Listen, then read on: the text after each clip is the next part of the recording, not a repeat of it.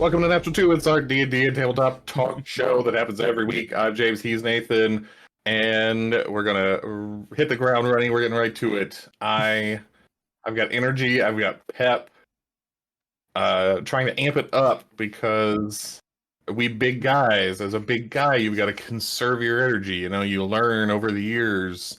You don't have to do everything so fast. That's how you end up hurting your knees, and then that never gets better. Yeah, knee problems, man. Awful. Well, don't act like you don't have any.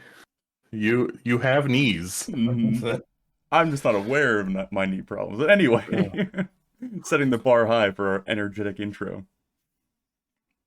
Tonight is our community topic, by which I mean it's when we look to the D&D and tabletop hobby verse for inspiration about what we should talk about. We want to talk about what you are talking about. And tonight, I'm saying tonight because it's nighttime right now. It might be daytime while you're watching, and if so, we'll retcon it. You know, your head At this canon is current place and time. Yeah, in this moment in history. This is about preparing a work of art for your players, a dungeon or an encounter, a slaving away, laboring in love for your group, and then they skip it. And this is something that you just have to chuckle to yourself about all the time, don't you, Nathan? Like, this is just yeah. It is a tale as know, old as time. As long as there's been DMs, there has been content that has been thrown to the wayside. It's something that is completely unavoidable, but we shall harp on nonetheless. So I want to start, if we can. I want you to give us. We don't really need to. The post inspired this topic, and there'll be a link to it for credit's sake. But we don't need to get into their situation because it's not really that detailed. I want to hear an anecdote from you about when you actually put a ton of work into every week. And so that means that this has probably happened to you more than almost any other DM in the same span of time. Yep, it certainly does happen on a somewhat frequent basis. I do try my best to avoid it through various tactics, but the first one that comes to mind, because I don't want to harken back all the way to his millionth, because that's probably where the majority of these happened, because I was learning my lesson rather frequently during that campaign. Most recently in Telora, you guys had a contract to go explore a tomb that was infested with evil creatures and all this fun stuff, and I had traps and story elements and notes and handouts and the encounter itself and the treasure and the individual you were going to interact with and all this stuff planned out. It wasn't a very large map, but it certainly was going to be dense with things to explore and things to experiment with and challenges and everything a DM hopes for. And you guys got about 10 feet in before getting everybody aggroed on you and then nearly dying and then fleeing back up the stairs, and that was it. So the multiple hours of my week that I spent crafting the map and balancing everything and worrying about everything was just gone. So that is something that it happens all the time. I personally have. There's the number one piece of advice that you'll get from the crowd, and then there's my personal number one piece of advice. But what most people will tell you is, oh, well, if they didn't see it, then you can keep it and use it again later. Yeah. It's which is it's not bad advice, but it only really works if you're the kind of campaign, if you're the kind of table that is having a lot of like common, casual, repetitive things. Yeah, what's in that hole in the ground? Let's go down there and see. And it's like that every couple of sessions, just almost like an Elder Scrolls style. Just there's a hole in the side of that mountain. We're gonna go in there and loot it. And next week, next hole. That should be on a t-shirt. But another week, another hole. Um, but our campaign mostly isn't like that. Hmm. We're in a specific place. You know, it's a place and time that has a meaning, even if it's just, surface layer. But we can't charge into a barn in a village in the sticks and find a stone crypt inside. I mean, That you could, but then the suspension of disbelief starts really getting weighed down there. So there's maybe you could take the general layout, but if Hmm. you've that doesn't what does that save you? Like 10 minutes Yeah. on your prep. That's not the biggest prep. So again, I'm not trying to bag on anybody because there's a kind of campaign where that can work. But if you're running a pretty narrative or heavy role play campaign, um, that that's not going to be your first option. Mm. The only aspect of that that I pull into my own game or the way that I prep to help actually save time is whenever I make a map, I categorize them as like unique or specific or generic enough to like be reused. So if it's an open field or a section of road or something that can be reused, 1 week to the next or maybe a few weeks in between, that's all now in a folder that I'm just adding on to whenever I need to make those so that I can pull from them. But more often than not, like our big thing, whatever main event or main goal or main climax of a session is the unique map. So if that gets squandered, there's no reusing that really. So that's again why like the advice is nice and can be used, but kind of sparingly. So my actual number one piece of advice that I'm going to front load in our discussion here is build a bridge and get over it. Uh, and I'm only half kidding when I say that. I think that it's one of those things that is just part of life as a DM. Hmm. You're never going to be able to predict with if you're really really good and you know your group really well, you might be able to predict what they're going to do half the time. But that still leaves, a lot of times, a lot of sessions where they're just not going to do what you thought they were going to do. They're not going to respond the way you thought they were going to respond. One player is in a weird mood and decides to, pull the plug and drain all the water out of the ocean. Like there's no telling. And so that means that as a DM, I think you've just got to make peace with the fact that it's gonna happen sometimes. Hmm. Um, and it's like, oh, I want to play D&D, but I hate adding numbers together. I hate simple addition. Do I really have to do that to play D&D? Yeah, you kind of do. Hmm. And so I think that this is just one of those things that we accept or need to accept is a part of the game, and look at it as you sharpened your skills, you sharpened your map making skills, you sharpened your encounter building skills, um, and even if you can't take the encounter and move it somewhere else and use it, you'll take your skills, you'll take what you learned or a cool idea that you had and bring that forward no matter what. Hmm.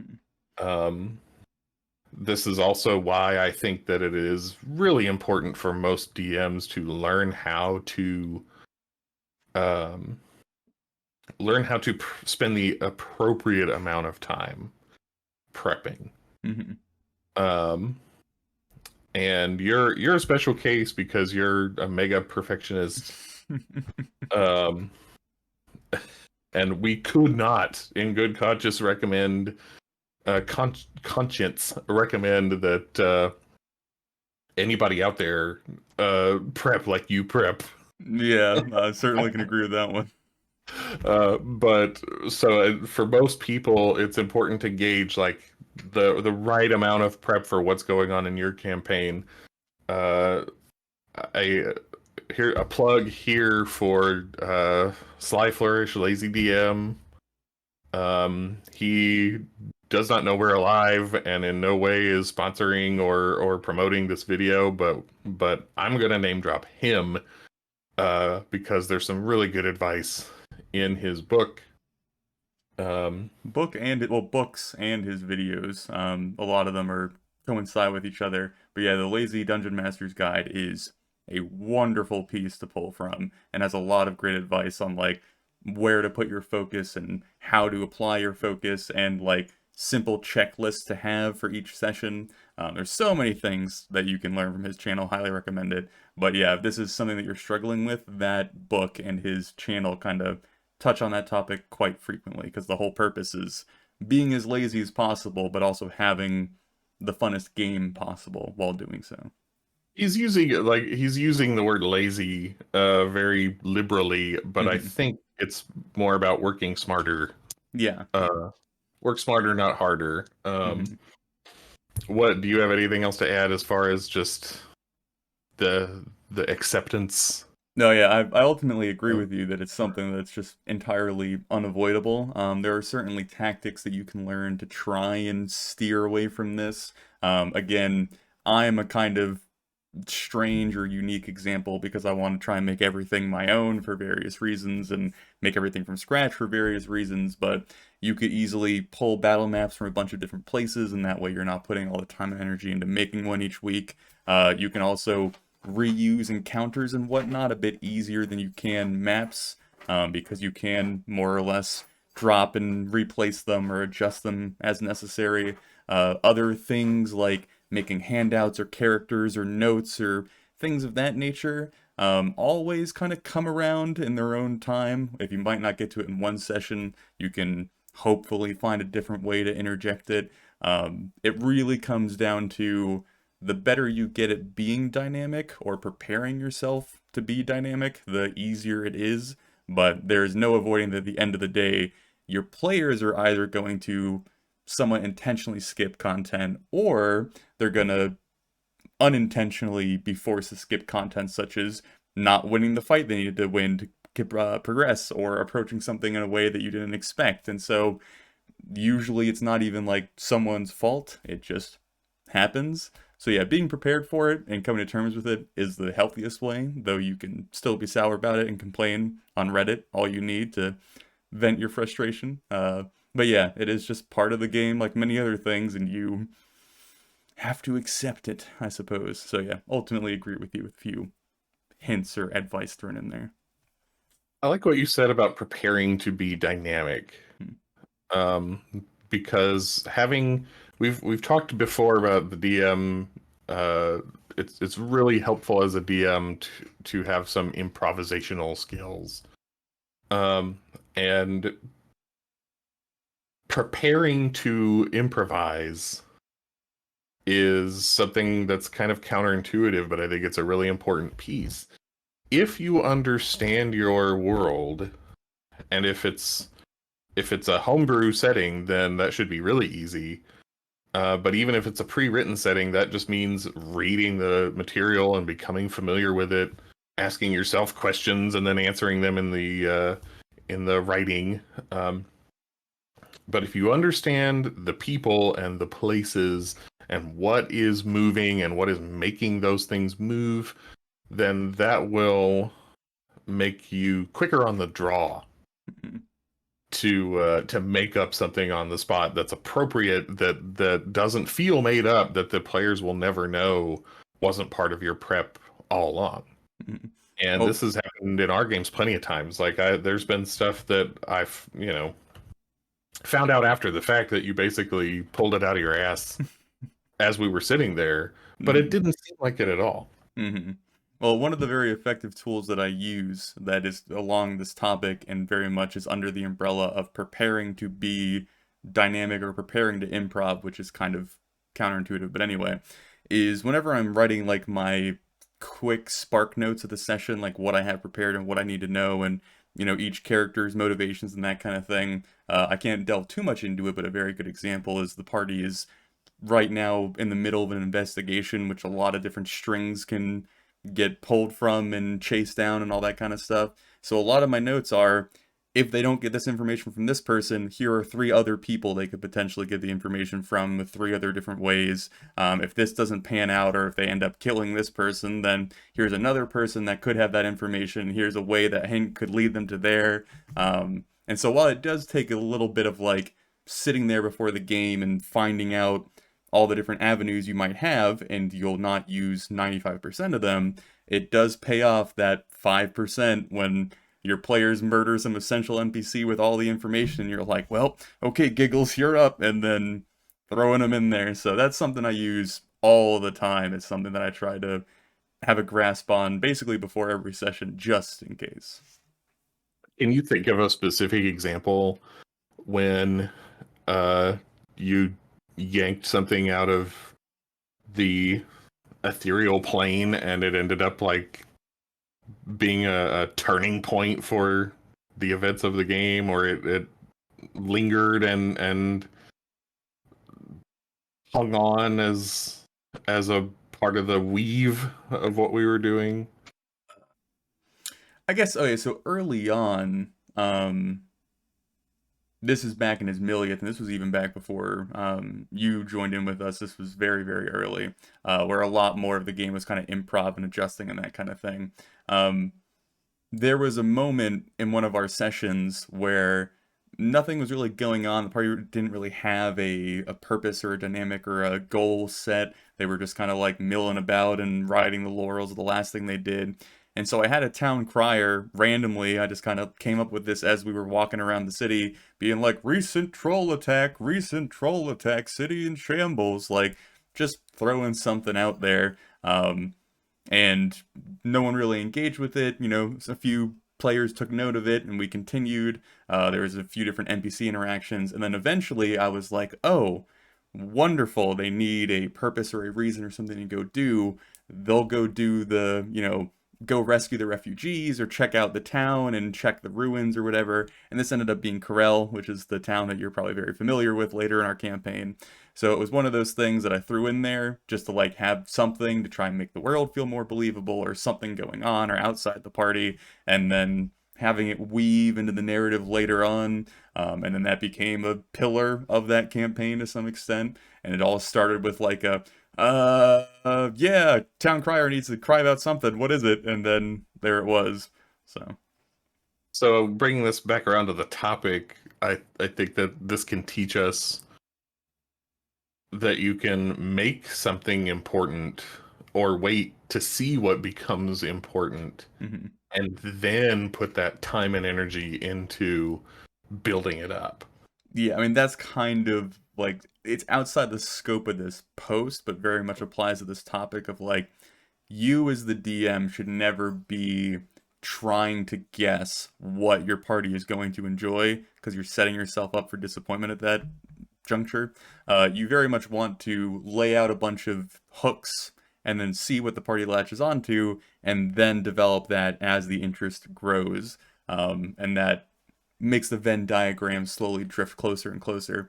So yeah, that's a piece of advice that applies to this, but it's almost a different topic entirely on like how to gauge your party's interests and their engagement in certain things.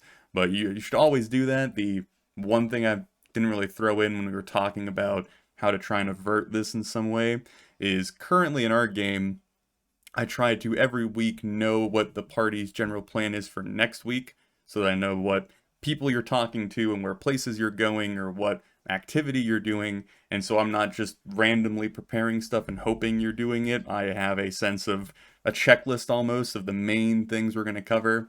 And of course, not every week that pans out, and some things will alter that, of course, but more or less the vast majority of the events that are planned from one week to the next follow through. So that's something that you might want to get in the habit of, is when a session wraps up, go, okay guys, you know, next Sunday, what are we going to do? Like, okay, yeah, you know, Gerald, what's your big thing? What are you really focused on? What's really got you excited? And, you know, listen to that, take that feedback, and then use that for your preparation.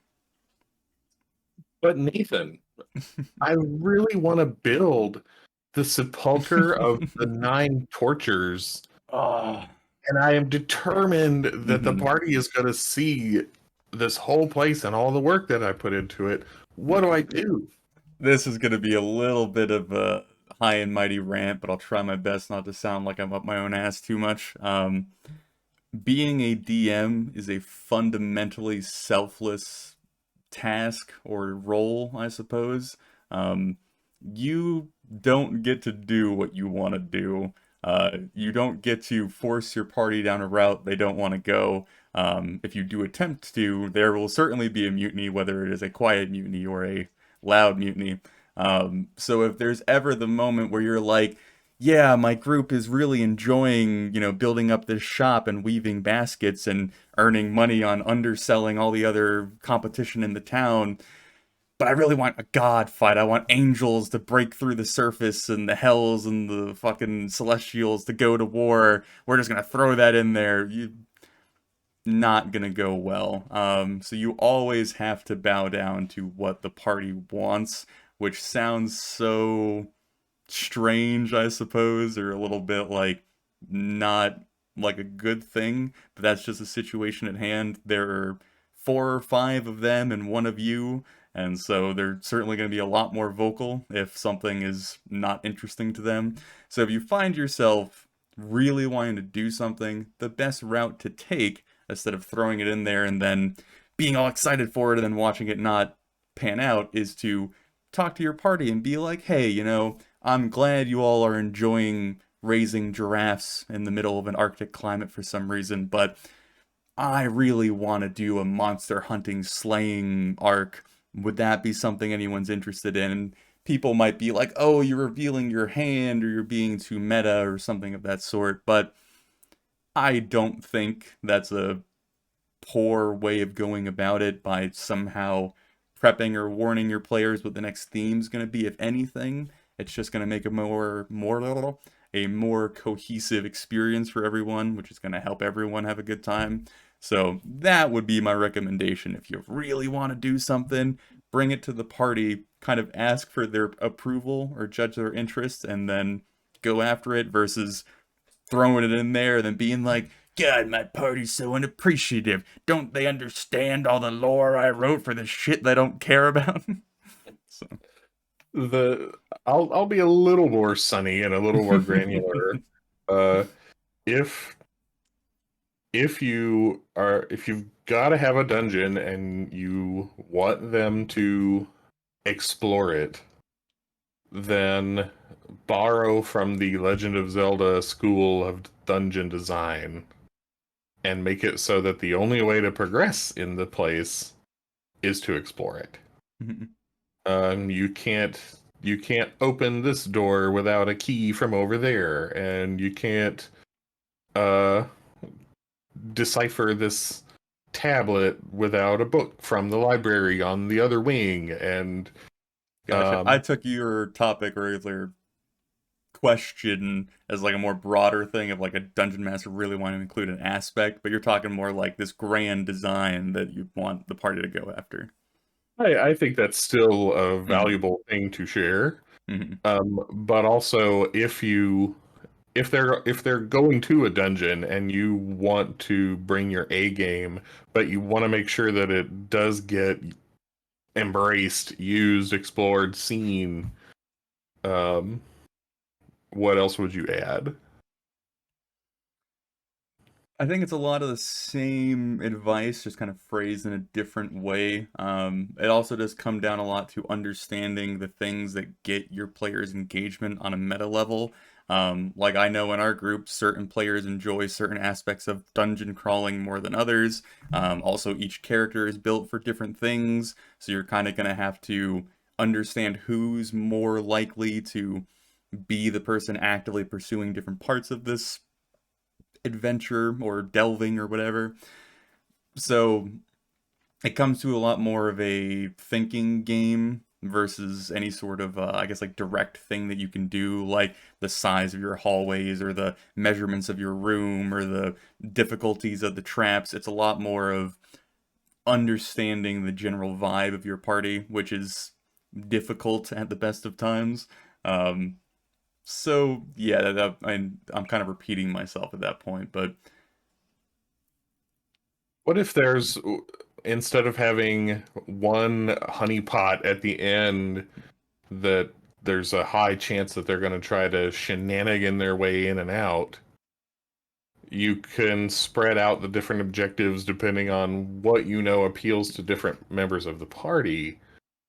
So the hostage is over here that they're there to rescue, but all the treasure is over there. The The best hostage way, is not yeah. being kept on top of the treasure pile. This is something that is given out as a piece of advice for not only like this aspect, but also combat encounters as a whole.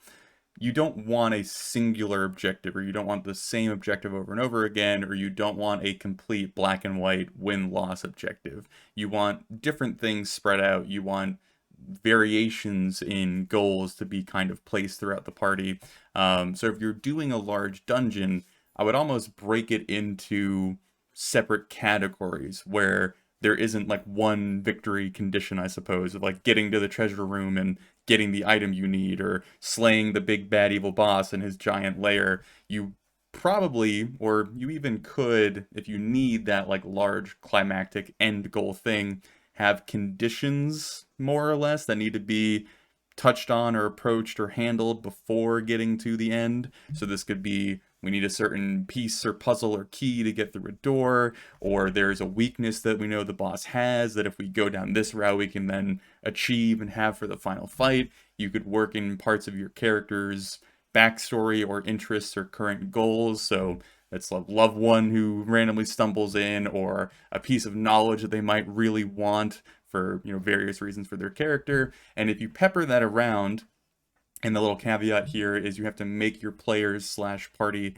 aware that these things are being peppered around, then that will certainly help with them diving into every nook and cranny. There also are parties that are just going to explore everything because they have to know, which you could use to your advantage and disadvantage depending on what you need.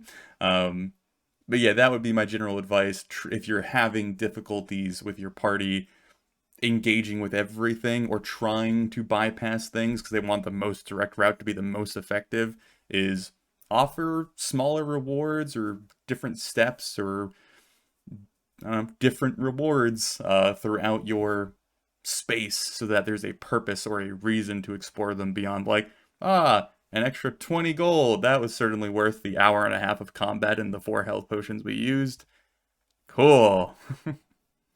I'll say that if you're a player, you can also help by being inquisitive and wanting to explore.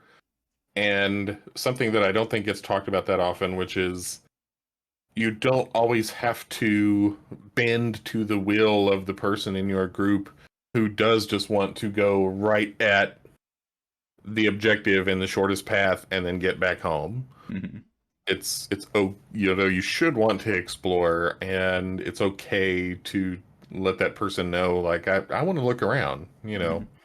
If you're a character, if you want to go back to the campsite and take a nap, you can, but we're going to be here. That's a pillar of the game. Exploration is a pillar of the game. So explore. If you're a player, damn it. You're either going to make your DM really happy, or you're going to be keeping them on their toes. One last thing I'll kind of throw in there. I think this is more or less my final piece of advice along this like specific strain. Make sure your communication is clear with the party when you're handling these certain things. There have been a plethora of times throughout our time playing together where I've described a room or an enemy or an adversary or a problem that the party takes as something that is impossible, or they're never going to get past, or the alternative where they're like, oh, this will be trivial, this isn't a problem at all, and then fall victim to it either way.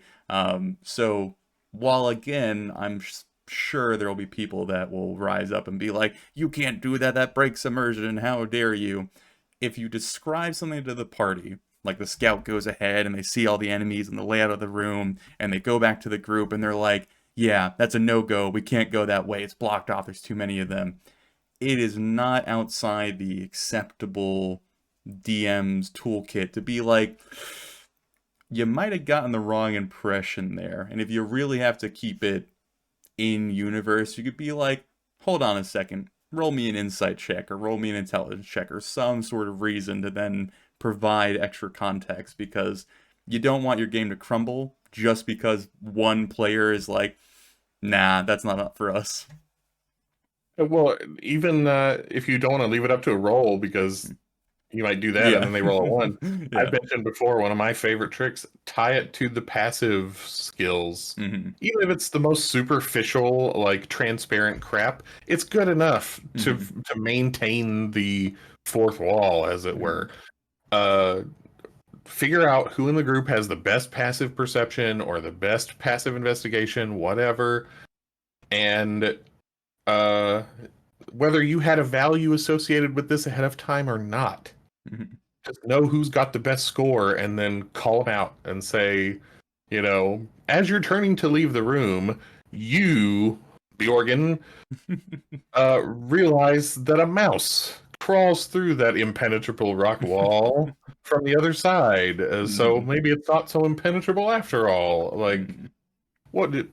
Sometimes you have to do these things. Yeah, I mean, my argument for it, for people that are like way naysayers for saying things along that line, is there is always going to be the issue of the DM and the player, the actual physical player, having communication issues that wouldn't be there for the character in the game.